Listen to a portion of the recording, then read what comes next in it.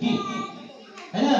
আমাদের তুমি কৃপা করে আমাদের তোমার চরণে আমাকে আমার দুঃখ তুমি দূর করে দাও হচ্ছে ভক্তি।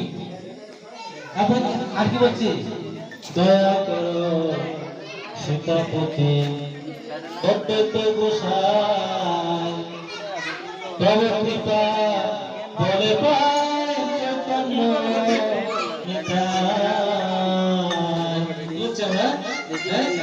দয়া করে সীতাপতি কে? হ্যাঁ, সীতাপতি হচ্ছে অদ্বৈত গোসাই, অদ্বৈত ঠাকুর।